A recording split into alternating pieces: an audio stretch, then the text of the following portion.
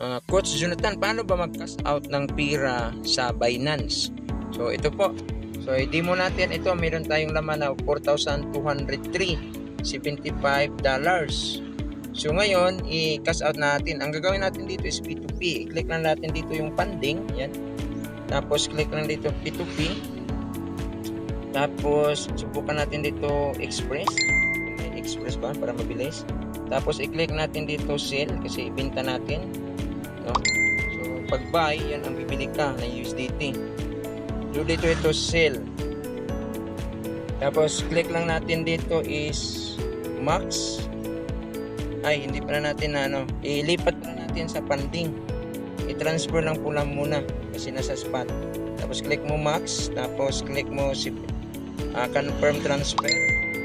Now, click mo OK. Tapos andito na sa funding kasi yan smart. Dito na yan sa funding yan.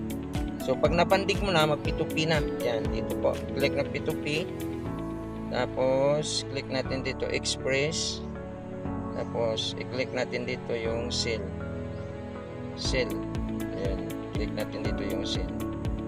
Yan. Tapos click natin Max. Max, bakit ba? Wala pa lumabas. Max. Yan. So click natin Sell with 0p. Yan. Ang palitan niya is 55.46. Yan po ang price. So i-click na mo confirm sell. Yan. So hintayin natin na pumasok yung ito 4,182.23. Okay. Sabihin natin ito po GCash ko 0917-439-8687. Pangalan natin Jonathan Halo. Yan. So yan na po. So hintayin natin na itong pira ito 4,182.23. So punta tayo sa GCash ko. Tingnan natin doon kung pumasok kasi pag pumasok na i-release natin yung USDT. Tingnan natin. Yan. So ang laman ng GCash natin is 105, no? 105 lang yung GCash natin. So hintayin natin na papasok yun. No, ipapadala.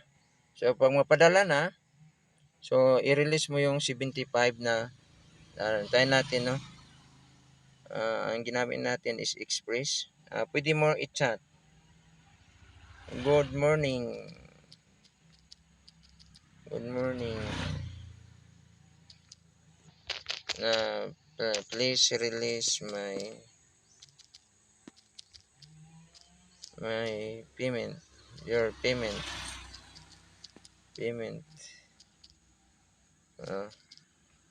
Yan, tayo na natin. Medyo kunti. So yan na, mayroon na siyang notification, no? Buyer has marked, yan, no? Mark as a pre-order. So check natin balik ulit sa GCash kung pumasok. Ito yan. Magkano ba yun ipapasok niya is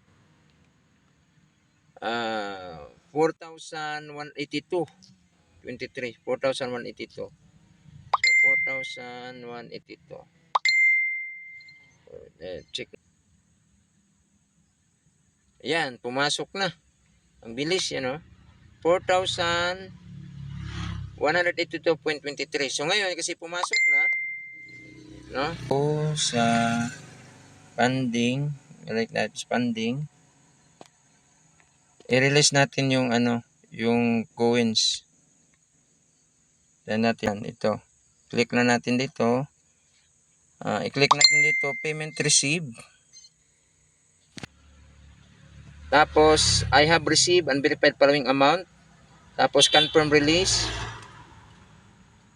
Confirm release na. Tapos kunin yung authenticator code. Ilagay natin doon kasi hindi ma-release yan pag walang authenticator code. So yan. Paste lang dito tapos confirm. Yan. So yan na. So na-release na, no? So ganun lang kadali, no? So pagpasok doon sa GCash. So may Binance ka. So safe and secure yung Binance na gamitin. Okay, thank you for watching po. Bye-bye and God bless.